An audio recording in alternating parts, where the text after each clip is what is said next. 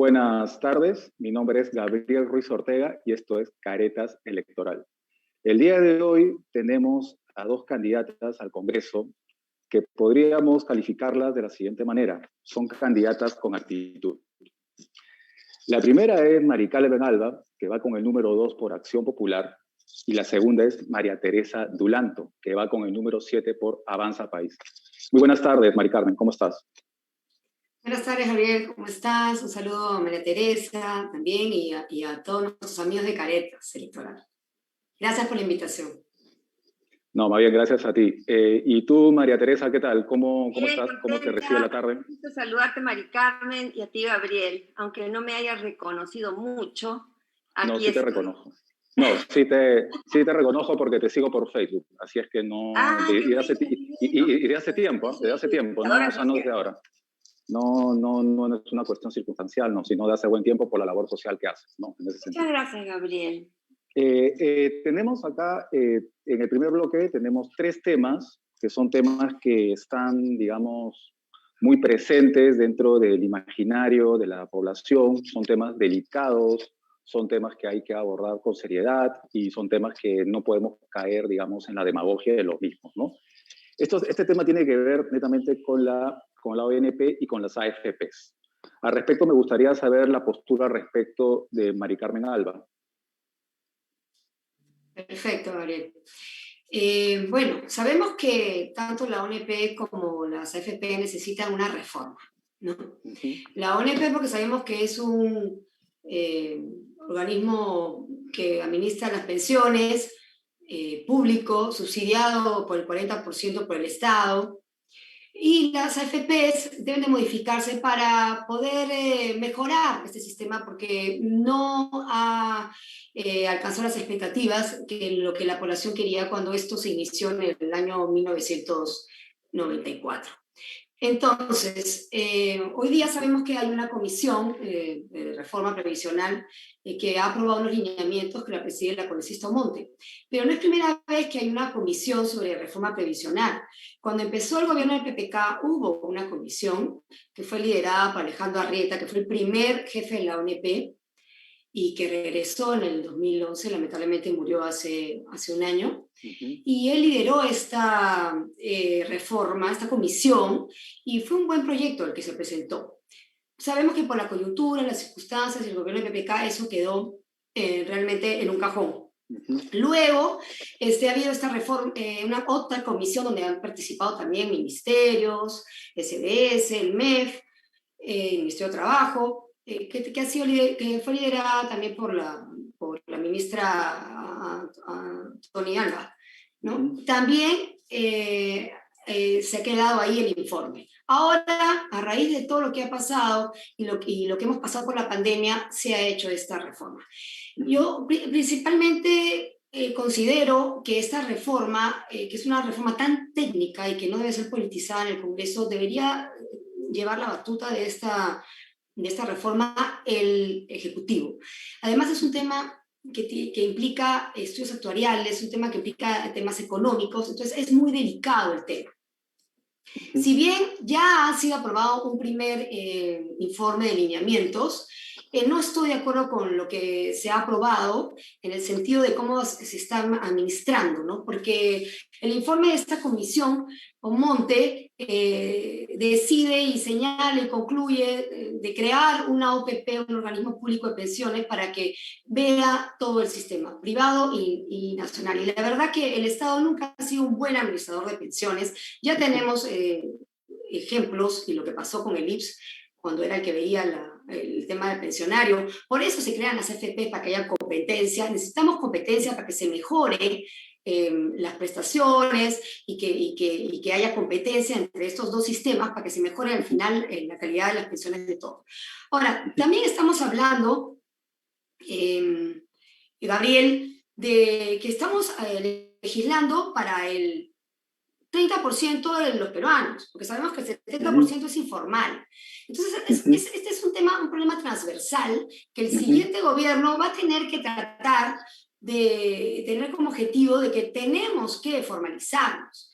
y no solamente formalizarnos con temas de que esto es transversal, como te digo, que lo tiene que liderar el MEF, producción, trabajo, ¿no? Sino que además en nuestro país no existe cultura previsional, no existe educación previsional. La gente vive el día a día, piensa en el hoy y no piensa en el mañana, en ahorrar, en que el día de mañana voy a ser viejito, voy a llegar a 65, 70 años y necesito una pensión. Entonces, es todo un tema previsional, todo un tema de cultura previsional, de educación. Claro, es un tema, sí, es un tema demasiado complejo, ¿no? Pero sí. Es un tema también que está muy presente. Así es. Al respecto sobre... Sí.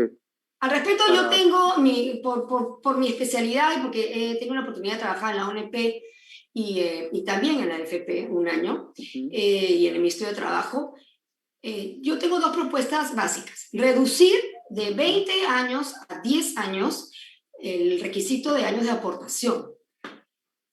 De esta manera, todos puedan tener acceso... Estimada candidata, sí. Perdóneme, sí. Perdóneme que le esté interrumpiendo. Lo que pasa es que hay que respetar unos tiempos. Perfecto. Entonces, usted ya se ha excedido, entonces quiero yo, por favor, darle el pase a María Teresa Dulanto, ¿no? Estimada María Teresa, ¿cómo ve también este tema de la ONP y la AFP? Pero sobre todo, ¿qué opina, digamos, de lo que acaba de decir la candidata Mari Carmen Alba? Bueno, yo quiero dar mi opinión primero. Como sabemos, el Estado es un pésimo administrador. El dinero no es de ellos. El dinero es de todos los privados, de todas las personas que han aportado y que hoy están en la calle. El gobierno no ha sabido invertirlo. Entonces, esto es lo mismo que ha sucedido con la ONP. Los aportes se han malgastado y lamentablemente el dinero de los aportantes ha desaparecido. Esa es la cruel realidad. Por otro lado, las AFP deben ser reformadas, pues actualmente funcionan como oligopolios y no generan competitividad. Yo pienso que debería abrirse a una libre competencia, incluyendo nuevas entidades que podrían ingresar, por ejemplo, los bancos. Así ellos también puedan administrar los fondos de los pensionistas. Hay buenos bancos, Interbank, Scotiabank, BBA, BCP, por ejemplo, que podrían romper ese oligopolio. Al haber más opciones, hay mucho más competencia y se pueden mejorar también las condiciones. Yo pienso que al haber mayor competencia, tendremos mejores tasas de comisión. Y mejores comisiones es más dinero en el bolsillo de todos los pensionistas. Claro, ahí en este sentido, María Teresa, entre Mari Carmen y tú hay, digamos, una coincidencia, ¿no? En que el Estado, digamos, no es un buen administrador, ¿no? Y en este sentido, obviamente, tanto nuestros seguidores pueden, digamos, deducir de que en ese aspecto, digamos, lo que propuso la congresista Omonte, entonces, no llegó, digamos, a buen puerto, ¿no? O sea, es más o menos lo que estamos ahí coincidiendo, ¿no? En nuestros puntos de vista, ¿no? Pero también hay un punto también relacionado también con los aportes que me gustaría también que ustedes lo puedan desarrollar de una manera muy breve, que es en relación, por ejemplo, a las deudas bancarias, ¿no? Como bien saben, la pandemia ha destrozado la economía peruana. Sin embargo, los bancos siguen cobrando, digamos, las deudas como si no hubiese pasado nada, como si no hubiese catástrofe. Ante un escenario como ese, ¿qué propone usted, Mari Carmen, y usted, María Teresa? Pero por favor, desarrollarlo de una manera breve, más o menos 30 segundos cada una. Usted primero, Mari Carmen. Sobre las tasas de los bancos, me estás diciendo, de las deudas. Sí. Bueno, yo creo que estamos en una situación muy difícil por la pandemia y la coyuntura, pero hay que tener cuidado también con el tema de la regulación. Estamos en un mercado por la competitividad, el tema de la economía. Hay que tener mucho cuidado que no vaya a ser que lo que nosotros queremos, si nosotros queremos regular o poner más normas en el tema económico, no vayamos a a perjudicar más al ciudadano o al que quiere obtener préstamos por tratar de regular más.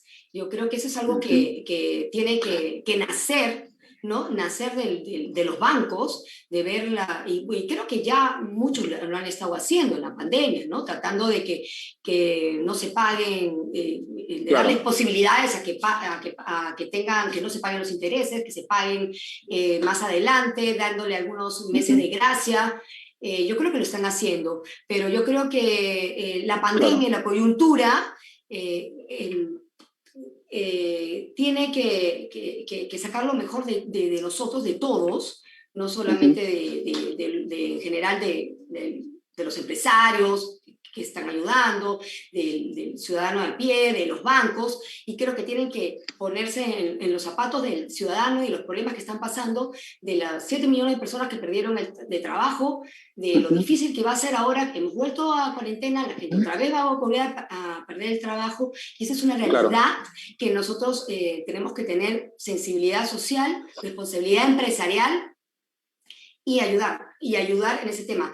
No sé, hay que analizar bien si es que una ley, si una ley va a arreglar este tema, ¿no? Porque a veces se dan muchas leyes y eso entorpece, lo que estamos haciendo es trabando. Candidata Alba, problema. Perdone una vez más que la interrumpa, pero hay que pasar también a María Teresa Tulanto, también sobre este tema. Estimada María Teresa, ¿cuál es su opinión? Mi opinión es que eso no necesita una ley. No hay que regular nada, hay que abrir a la libre competencia. Los bancos se han visto obligados a negociar y a bajar para que las personas puedan pagarles. Entonces eso se da con el libre mercado. Pero yo sí creo que las AFP hay que reformarlas y hay que abrirlas también hacia los bancos, porque es las únicas entidades que podrían competir, digamos, con la AFP, que también tiene tasas muy altas. Y por ejemplo, ¿qué? Sí, la escucho. Tú no puedes entrar a regular desde el Congreso lo que van a hacer los bancos y las AFP. Ellos... Claro, lo que pasa es que... Sí. De acuerdo, ¿no? Eso es lo que pienso. Claro, lo que pasa es que este es un tema muy presente, porque también, por ejemplo, hay candidatos, por ejemplo, como Rafael López Aliaga, que propone, por ejemplo, patear las deudas 7 años y dar crédito para que la economía se empiece a mover, ¿no? Ese es un tema, digamos, bastante interesante que habría también que desgranar, ¿no? Analizar mejor, ¿no? En ese sentido, porque es un tema que preocupa a mucha gente. Efectivamente, como dijo la candidata Alba, el 30% de peruanos es formal y el 70% de la población, digamos, es informal. Y también, como señaló la candidata Dulanto, hay que reformar también todo esto, ¿no? De las AFPs, que es prácticamente como una rama, ¿no? Que engloba todo esto, porque al final tiene que ver, digamos, con los aportes. Ahora, el segundo tema de este debate tiene que ver mucho con la bicameralidad, que es un tema, digamos, bastante complejo, ¿no? Para algunos es un retroceso, para algunos es algo necesario. Al respecto, usted, María Teresa Dulanto, ¿qué opina? La bicameralidad es muy discutible. Por un lado, le genera mucho gasto al Congreso, siendo esto muy impopular. Sobre todo ante esta economía quebrada, no vamos a tener ahora senadores a los cuales habría que pagar. Entonces, pero esto yo creo que realmente es algo que se debe discutir en el Congreso, porque hay que ver los pros y los contras.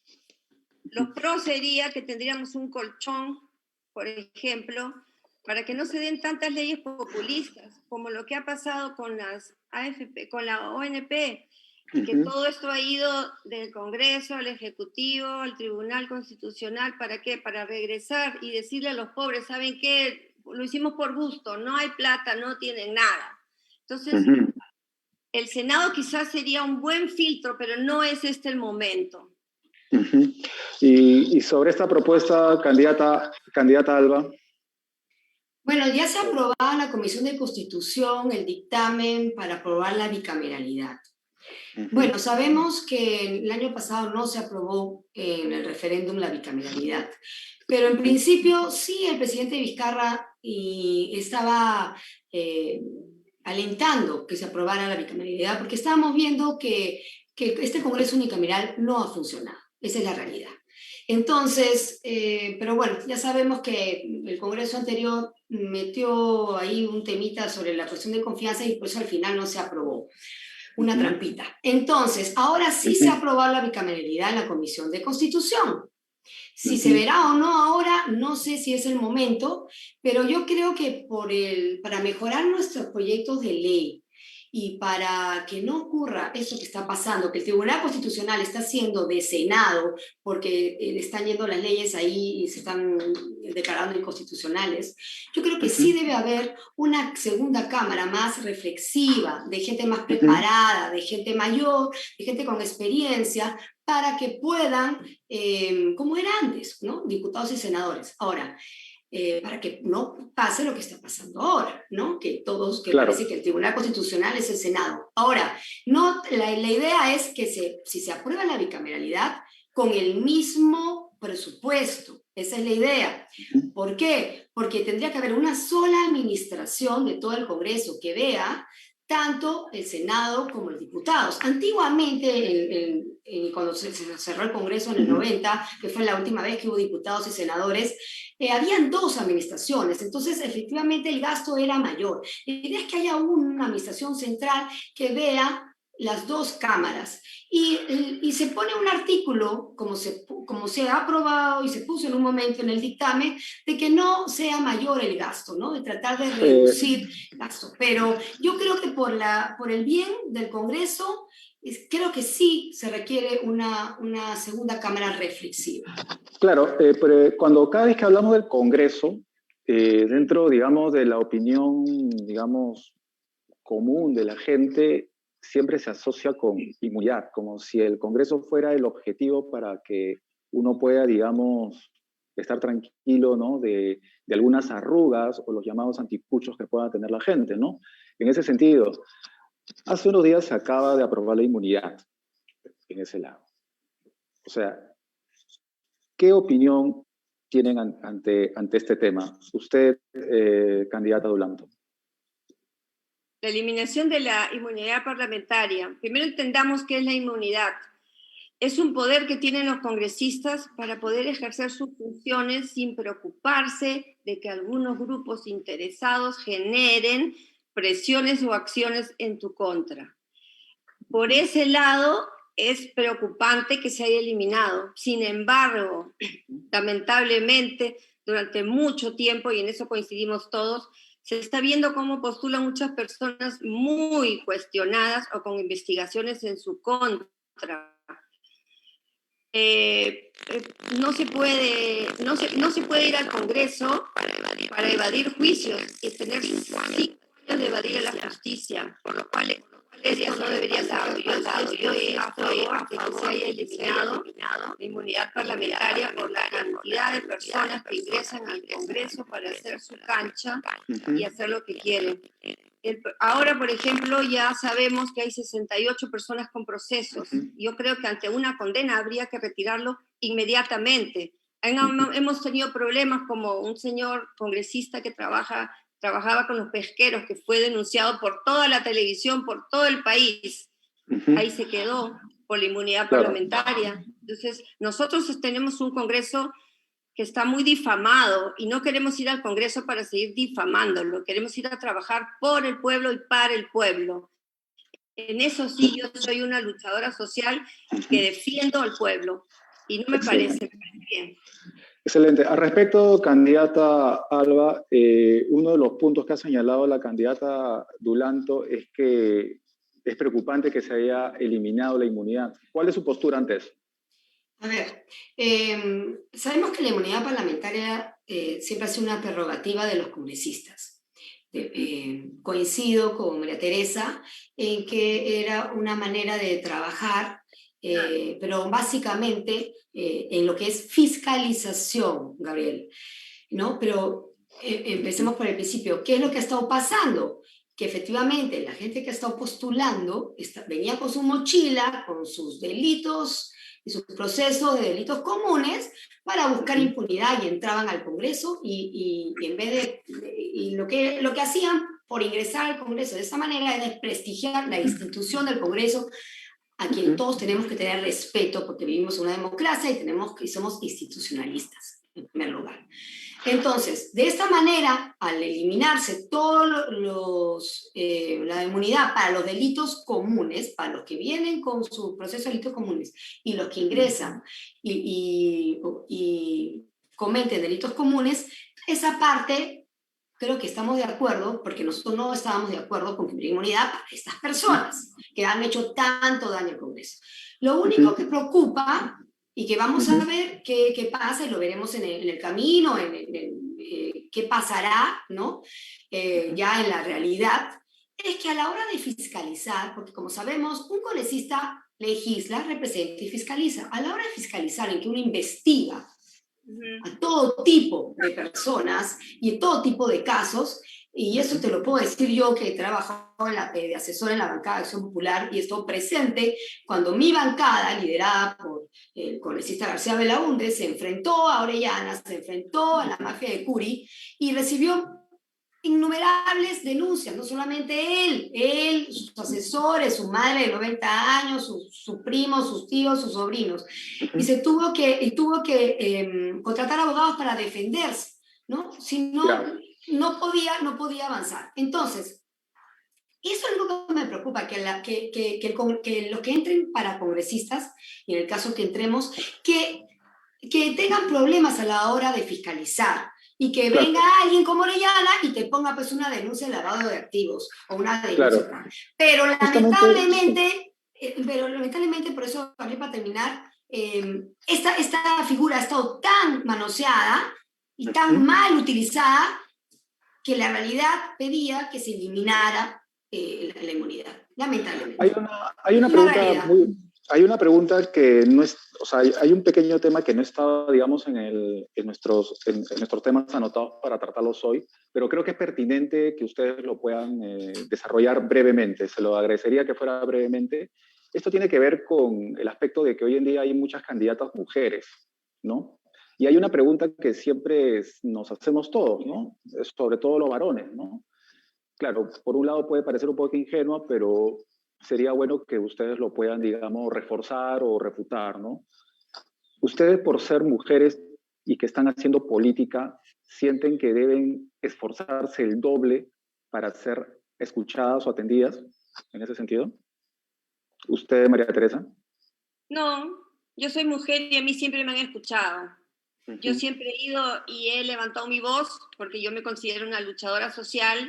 He recolectado muchas firmas, he hecho un centro de trasplantes de médula y solamente levantando la voz. Nosotros ahora como mujeres, una de mis propuestas también es ir a luchar por la mujer maltratada, golpeada, violada.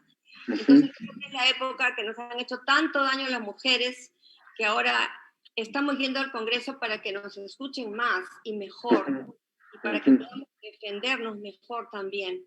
Y sí, concuerdo con Mari Carmen que nos van a caer montones de juicios. ¿Cómo voy yo a controlar las medicinas y los laboratorios? Inmediatamente me van a hacer un lío. Entonces el Congreso también puede tener abogados para que nos defiendan, solamente en estos casos. Y usted, Mari Carmen, ¿usted siente que como mujer ha tenido que esforzarse el doble durante su carrera política? ¿Cómo se ha sentido usted al respecto? A ver, mira, yo he hecho política toda mi vida porque vengo de una familia política y sí te puedo decir que la ley de la alternancia y la paridad es un gran apoyo, no para que las mujeres estemos mejor posicionadas en la lista. Eso sí lo considero. Yo creo que ha ayudado bastante. ¿Por qué? Porque hasta el día de hoy, y eso lo puedo decir por mi experiencia, y seguro que María Teresa también puede haber tenido esta experiencia, la gente vota por hombres, no por mujeres. Y lo vemos en los últimos congresos, lo vemos. No hemos tenido ni una gobernadora regional. Tuvimos a Arequipeña, la gobernadora de Arequipa, y ahí no ha habido ni una más. Alcaldesas, hay dos, una. O sea, la verdad, la gente vota por hombres. O sea, los hombres y las mujeres votan por hombres. Entonces yo creo que sí, ahora que tenemos la posibilidad, mira, yo he sido la más votada de las mujeres en mi partido, por eso que estoy en el número 2. Pero antes que yo, hay 6 hombres. O sea, Claro. la gente ha votado por hombres y por mujeres. Perdón, o sea, las mujeres y los hombres votan por hombres. Claro. Si yo no hubiera tenido esta ley, sería la séptima, seguro. ¿No? Entonces, yo creo que sí es una posibilidad para estar mejor posicionadas y tener la posibilidad de ingresar y de demostrar que las mujeres queremos hacer política, vamos a hacer muy bien la política. Está comprobado que somos honestas, trabajadoras, organizamos nuestra casa, nuestra vida, nuestro trabajo. Podemos hacer 20 cosas a la vez, cosa que los hombres no. Solo pueden hacer una. Eso está comprobado psicológicamente. Bueno, muchas gracias, muchas gracias, Mari Carmen. Bien, nos vamos a ir un pequeño corte y al regresar vamos a presentar en bandeja algunas preguntas incómodas. Vamos al corte y ya regresamos. Ya, yes. ¿Cómo?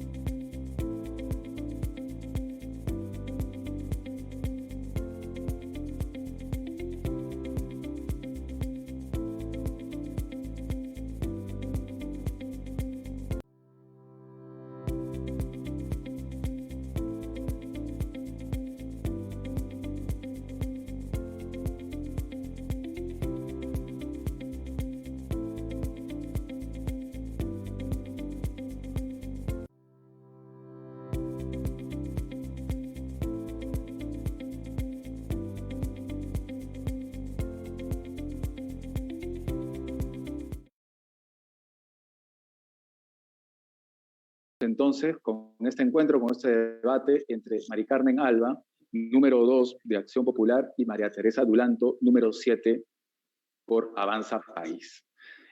Hay un tema, candidatas, que mucha gente dice que lo abordan demagógicamente porque, claro, todo el mundo ve que está el problema, pero no ponen la solución.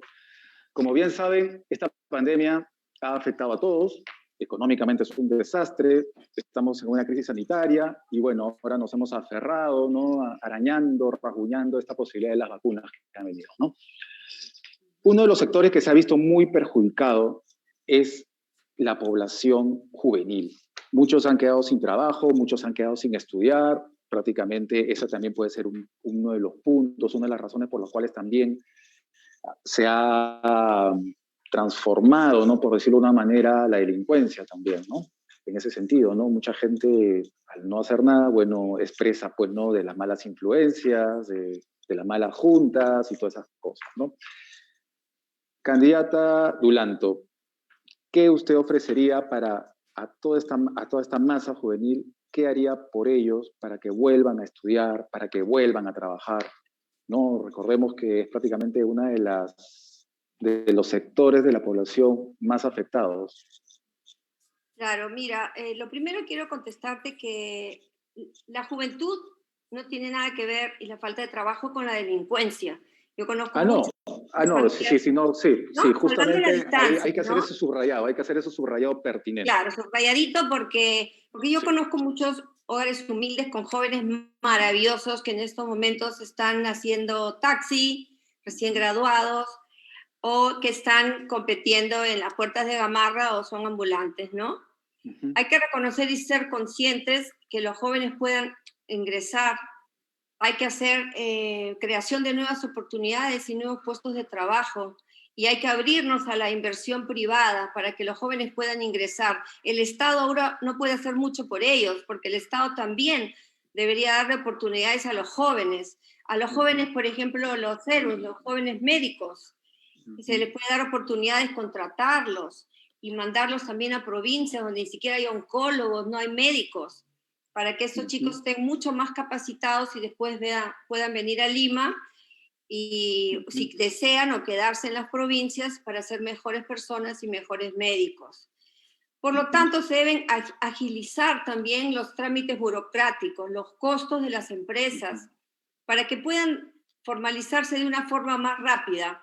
Hay que generar miles de empresas en igualdad de oportunidades. Todos sabemos lo que ya lo hemos dicho acá también, que 75 de los peruanos son informales.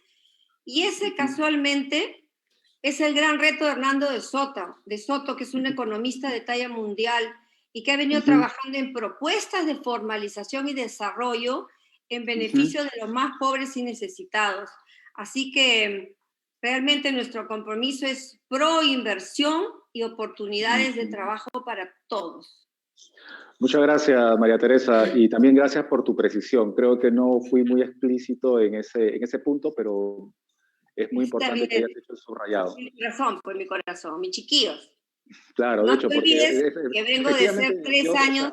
Claro, yo sé porque, como te he dicho al inicio, yo sigo tu labor social ya de hace buen tiempo también, ¿no? En ese sentido. Entonces, valga la precisión en ese sentido.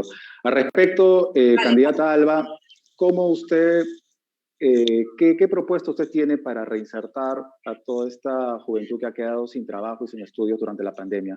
¿Cómo volverlos al sistema en el que estaban antes, ¿no? Que, claro, no era un sistema maravilloso, pero teníamos a jóvenes estudiando, trabajando, hasta que llegó esta catástrofe, ¿no? De la noche a la mañana, chicos que estudiaban en institutos, en universidades, prácticamente quedan sin nada porque no pueden pagar, quedan sin empleo. ¿Qué hacer con esta población? Candidata Alba. Gabriel, para mí el tema del empleo juvenil ha sido una preocupación no de ahora de la pandemia, sino desde antes. Efectivamente, los jóvenes son los que tienen mayor informalidad, mayor subempleo y que tienen menos oportunidades de trabajo. Cada 8 de 10 jóvenes están en informalidad. Cada 6 de 10 jóvenes están en el subempleo, trabajan en cosas que no han estudiado. Y con la pandemia del año pasado, 3 de cada 10 han perdido su trabajo. Y en total ha sido alrededor de 700.000 jóvenes sin trabajo. Porque claro, más o menos alrededor de 14 a 24 años. Los jóvenes sabemos que trabajan y estudian a la vez para ayudarse a pagar sus estudios. ¿Y en qué trabajan? Normalmente en servicios, en comercios, y esas son las empresas que han estado cerradas en esta pandemia. Entonces, yo propongo presentar un proyecto de ley para que se den incentivos tributarios a las empresas, ya sean grandes, medianas, pequeñas, para que puedan contratar a los jóvenes como primer empleo, con su empleo digno, con todos sus derechos laborales, porque hay que considerar además que egresan de los institutos y de las universidades 250.000 jóvenes al año. Egresan y se encuentran con esta realidad que no consiguen trabajo, porque los jóvenes, las empresas no los contratan porque no tienen experiencia, no son productivos para ellos. Entonces tenemos que hacer algo para que esas empresas los contraten. Por eso mi proyecto de ley. Ahora, esta pandemia ha agudizado este tema y ya está comprobado, como les he mencionado, que son los jóvenes los que se han visto más perjudicados. Así que el próximo gobierno, en el caso del proyecto de ley del Plan de Gobierno de Acción Popular y mi propuesta personal, vamos a ser incisivos en que los jóvenes tengan un empleo digno, con todos sus derechos laborales. Hay, por ejemplo, una sensación, ahora que justamente las dos, cada quien por su lado, acaba de mencionar, ¿no?, a sus respectivos partidos, porque también van también a la presidencia.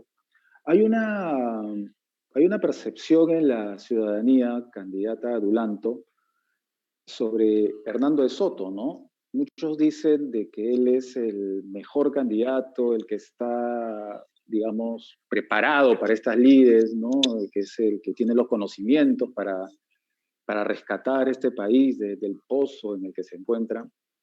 Pero, sin embargo, no despierta Hernando de Soto. Creo que hasta los candidatos al Congreso por Avanza País se están moviendo mejor que el propio candidato presidencial.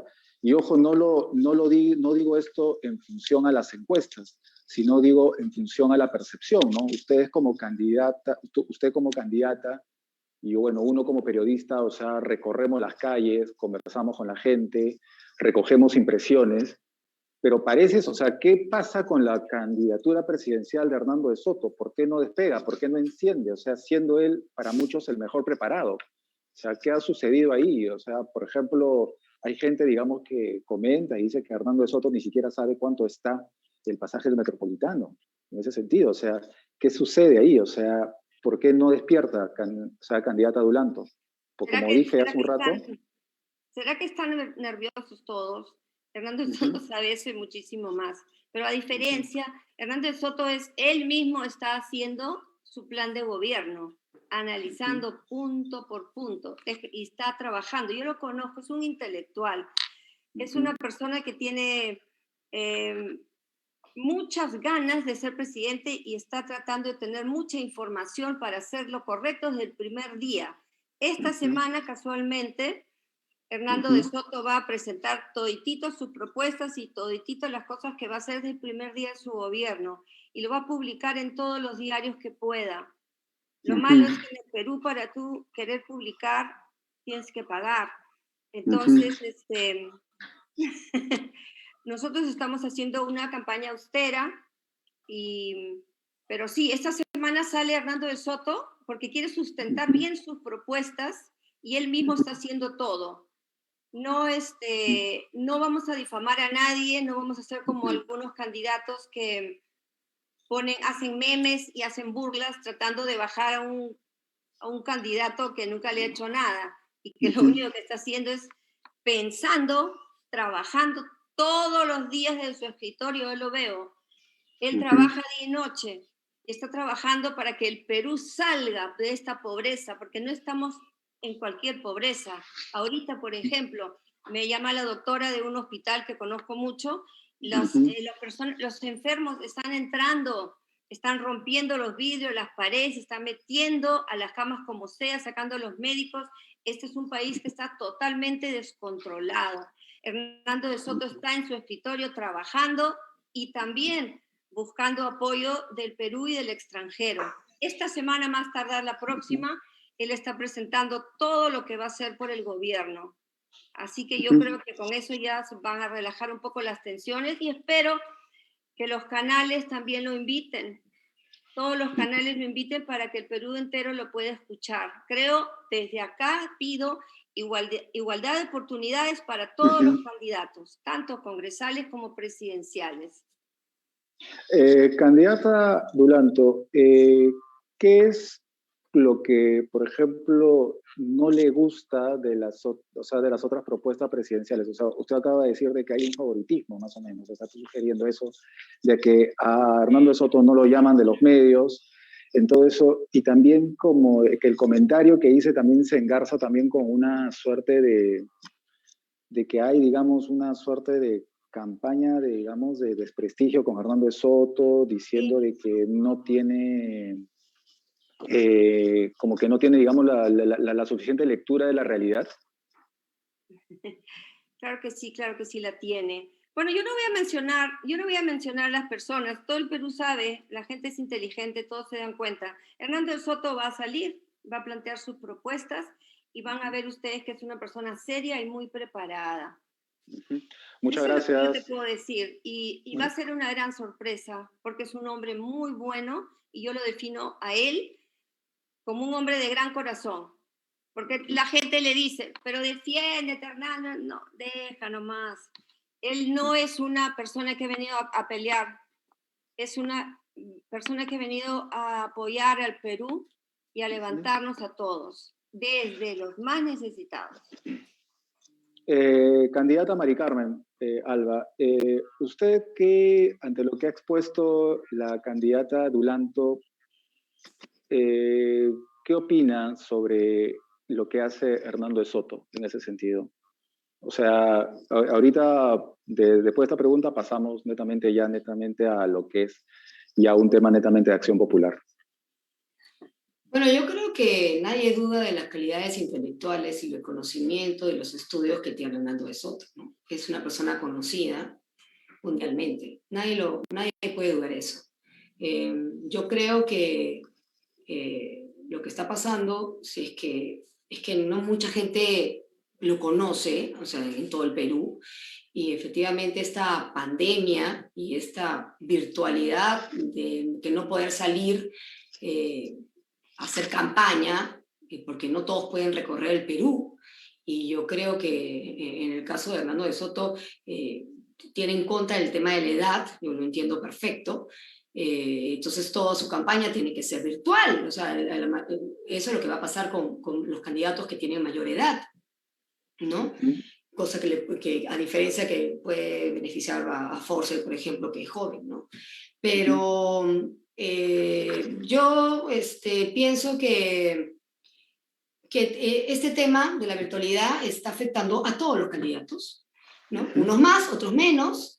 Va a ser difícil esta campaña, va a ser difícil llegar al ciudadano de a pie, llegar a todos los rincones, poder viajar, como lo hacían en cualquier coyuntura, cualquier candidato, ¿no? En el caso de Johnny Lescano, él empezó a viajar antes de la cuarentena, bueno, es más joven, un poco recorrió todo el norte con el tema de como decía Belaúnde, pueblo por pueblo, y recorrió el norte, la selva, y la cuarentena lo agarró en el sur, ya regresó a Lima antes de la cuarentena, y bueno, nuestro candidato sabemos que tiene 20 años de experiencia en el Congreso, es una persona conocida, ¿no? Y puede tener mayor exposición que otros candidatos, pero yo creo que al final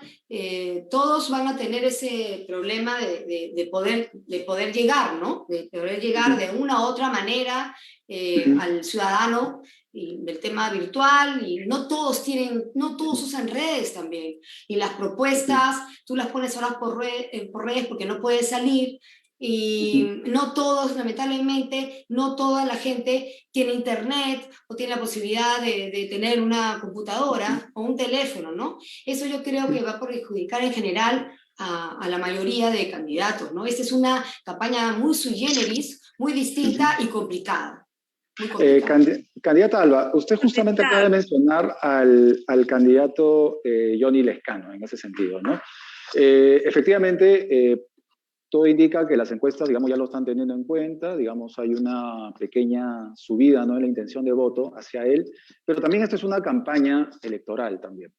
Pero también hay algo que está muy presente, también es no solamente un tema en relación a Johnny Lescano, sino también es un tema en relación a la actitud de Acción Popular en los últimos meses, ¿no?, dentro del espectro político nacional, en ese sentido.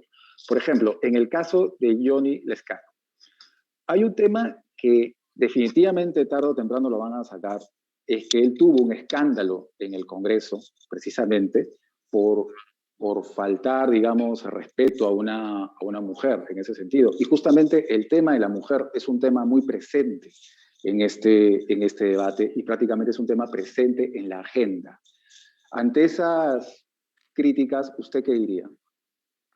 Gabriel, ese tema ya está archivado. Ese tema siguió los procedimientos de investigación respectivos. Se hicieron 2 peritajes, hasta uno internacional, y se comprobó, y por eso se archivó el proceso, como él ya lo ha expuesto varias veces, y se archivó el proceso porque se comprobó que estuvo adulterado, que fue falso. Él ya lo ha explicado, eso es un tema cerrado, y la supuesta agraviada nunca apeló, no siguió el tema, así que eso ya está archivado como lo ha expuesto él innumerables veces. Al respecto, candidato Dulanto, usted, digamos, ¿qué opinión tiene ante este punto sobre el candidato Johnny Lescano? Antes de hablar de Johnny Lescano, quiero contestarle a Mari Carmen que no es una cuestión de edad. Hernando de Soto tiene más vitalidad que todos nosotros. Es una persona muy activa. Él está organizando muchos mítines virtuales. Sí. Tiene un pacto social muy grande. En estos momentos estamos más o menos de entre 500 a 700 gremios que están afiliados. Él conversa todos los días con los gremios. Él está cerca al pueblo. Él está trabajando desde su casa para llegar. Entonces no es una persona que por la edad, aparte, bueno, lo único que te podría decir es que es el único candidato que no ha tenido ninguna denuncia y ningún tema de corrupción. Yo no estoy para señalar a nadie. Mari Carmen ya lo ha dicho, lo ha explicado, es su posición. Yo estoy para construir un país, para trabajar por los pobres, por los más necesitados, por los niños que mueren día a día. Entonces, no se puede decir que Hernando de Soto es un PPK, porque es una persona honesta, cero corrupción, muy reconocida, es una de las mayores mentes pensantes del mundo. Entonces, es cierto, lo conocen muchísimo más afuera que acá, pero ya lo están conociendo y la gente está identificándose. No hay día que no llame mucha gente para querer adherirse a Hernando de Soto. Nada más eso, quería explicarlo, ¿no? Claro, y... ¿Para qué? Ya, o sea, ya es un tema... No, que opine Mari Carmen. No es algo que a mí me competa decirlo ahora. Bueno, yo lo traigo a colación porque, bueno, es un tema, digamos, donde está, digamos, presente, es el tema de la mujer, ¿no? Entonces ya como la candidata Mari Carmen Galván señaló que es un tema archivado, pero por ser archivado no quiere decir que sea un tema olvidado, y mucho menos en un contexto de campaña electoral, ¿no? En ese sentido, ¿no? Dentro de la campaña electoral sucede todo y hay que estar preparado absolutamente para todo, ¿no? Claro. Ahora, precisamente, entonces, por eso que yo hago esa pregunta, porque obviamente ustedes son 2 personas que han tenido ya una trayectoria importante, han tenido, como señala María Teresa Tulanto, un activismo social que no es reciente, sino que viene de tiempo, y usted como candidata ALBA también tiene una trayectoria política también de muchos años. Es por eso que se trae a colación este tema, porque son a veces hay temas que no deben tocarse, porque hay que quedar bien con los candidatos. Todos los temas. No, hay que tocar absolutamente todos los temas. Pero la agraviada debería salir y decirlo. Claro. Gabriel, ahora, lo que te he comunicado son los hechos. Había un proceso y se archivó. Claro, ¿no? Está bien. Yo conozco, más no te puedo decir, esos son los hechos, porque se siguió el debido proceso y así fue ese tema. Bueno, yo conozco... Hay un tema también relacionado, también, candidata Alba, con con estas últimas, digamos, con esta última participación que ha tenido Acción Popular en los últimos meses, o sea, netamente a raíz de lo que pasó en noviembre en las marchas, ¿no? En ese sentido, usted, digamos, es una persona que apoya a Manuel Merino.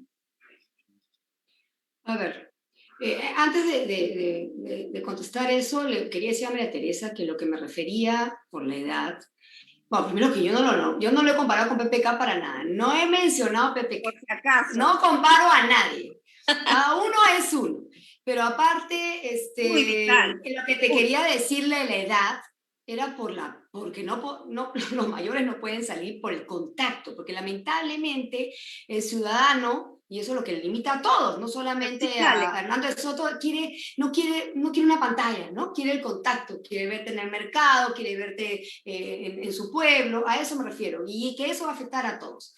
Ahora, a ver, lo que pasó en noviembre siguió el proceso constitucional. Manuel Merino era el presidente del Congreso en ese momento y él tenía que asumir esa responsabilidad. Si estuvo bien o no, nosotros no estuvimos de acuerdo con la vacancia en ese momento, no estábamos de acuerdo, yo me pronuncié en las redes, no estaba de acuerdo con la vacancia, de hecho los dirigentes y la mayoría de Acción Popular tampoco estaban de acuerdo. Tenemos 24 congresistas en el Congreso. Merino no votó, Merino como presidente del Congreso nunca vota por ningún proyecto de ley y menos por la vacancia. Y de esos 23 que tenían que votar, 18 votaron a favor de la vacancia, de 105, 18 de 105. Si Acción Popular no hubiera votado a favor de la vacancia, igual la vacancia iba. La vacancia iba. Entonces, sí, pero la pregunta iba más que nada por ese tema.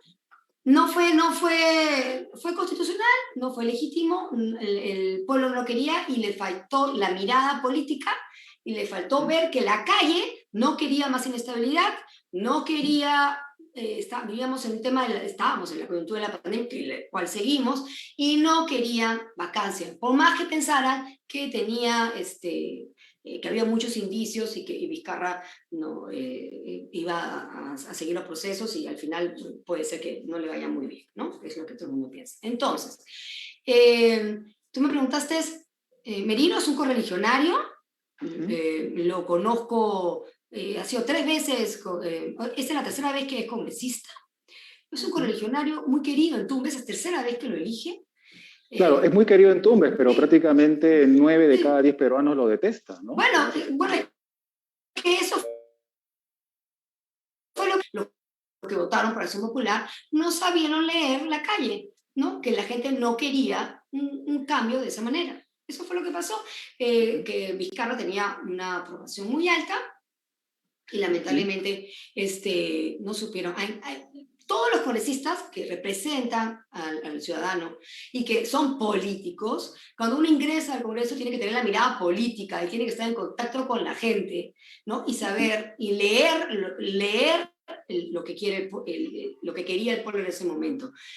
Nosotros no somos congresistas, no hemos estado adentro, así que, bueno, cuando ingresemos, te aseguro, Gabriel, si entramos María Teresa y yo, vamos a estar en contacto con la calle y leer lo que realmente quiere el ciudadano. Al respecto, por ejemplo, cuando se habla de Manuel Merino y de las marchas, una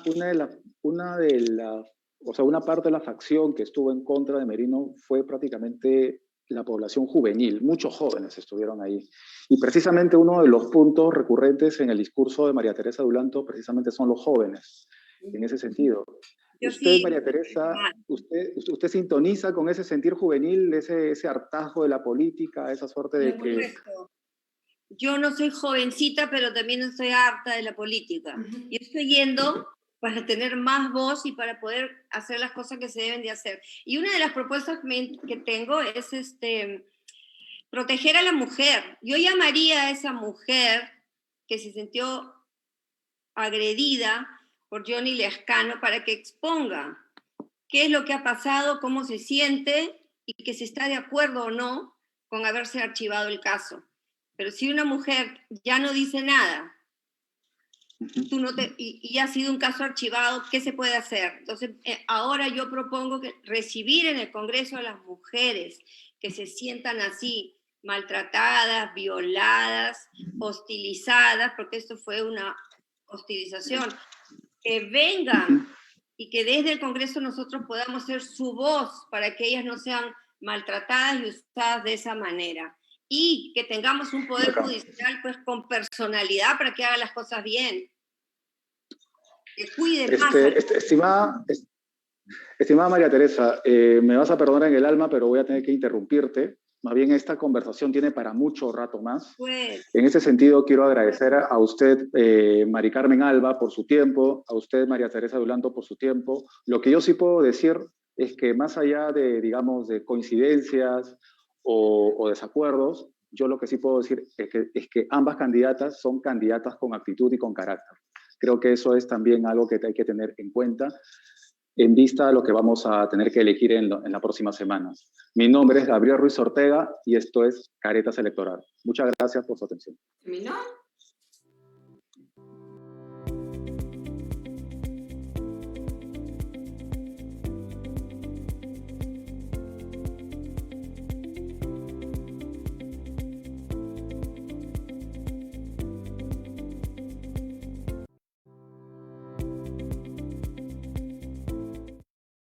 Central de llegar al Congreso.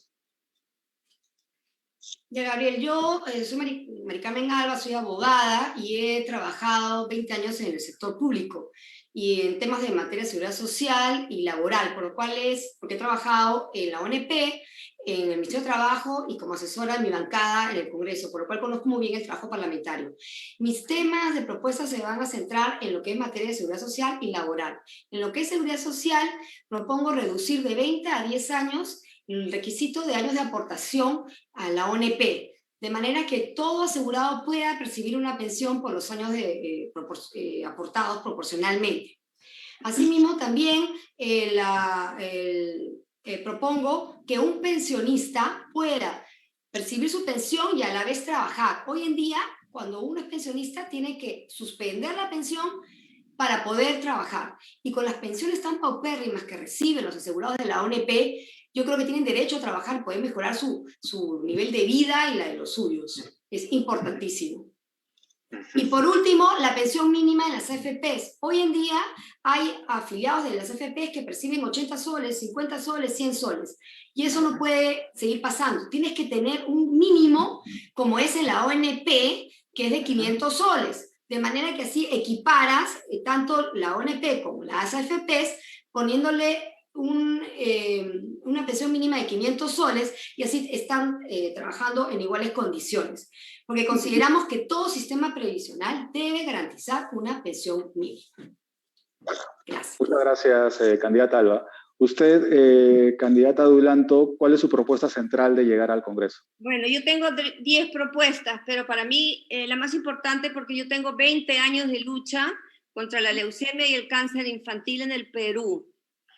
Y les quiero contar, por ejemplo, que el hospital de la Avenida Brasil, el Hospital del Niño de toda la vida, no tiene oncología. Y los niños que llegan a los hospitales de provincia, al Hospital del Niño de la Avenida Brasil, a veces están 10 o 15 días esperando una cama. Ya vienen muy graves con una leucemia o un cáncer que les quita la vida y no pueden esperar por una falta de cama.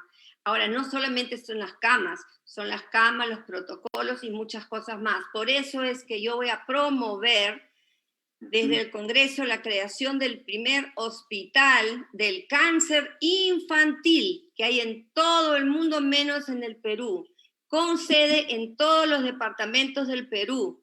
No puede ser que un niño de Tacna, de Tumbes, tenga que venir todos los meses para una quimioterapia. Tenemos que salvar a los niños con cáncer. No es justo que los niños mueran hacinados. Hoy día, por ejemplo, ya una niñita en un hospital de adultos ya tiene COVID. Otra niña, tifoidea, tuberculosis. Además, ¿sabes qué? Son hospitales tristes. Entonces estamos proponiendo, yo ya he viajado a casi todos los hospitales pediátricos, donde está St. Jude Hospital, donde está el Jackson Memorial. Me he llevado más de 100 niños al extranjero para tratar de salvarles la vida y hemos conseguido muchísimo. Logré hacer el primer centro de trasplantes de médula que funciona hoy en el piso 8 del Hospital del Niño. Y ahora desde el Congreso voy a promover y luchar para que se cree este hospital, para lo cual ya cuento con 250.000 de firmas que avalan que es una necesidad del Perú. Esa es mi propuesta más importante. Ahora sí, muchas gracias, candidata Mari Carmen Alba, que va con el número 2 por Acción Popular, y muchas gracias a usted, María Teresa Dulanto, que va con el número 7 por Avanza País. Mi nombre es Gabriel Ruiz Ortega y esto es Caretas Electorales. Hasta la próxima edición. Gracias, Gabriel. Gracias a ustedes. Muy buenas tardes. Gracias. Chao, Mari Carmen. Gracias, María Teresa. Chao, un gusto.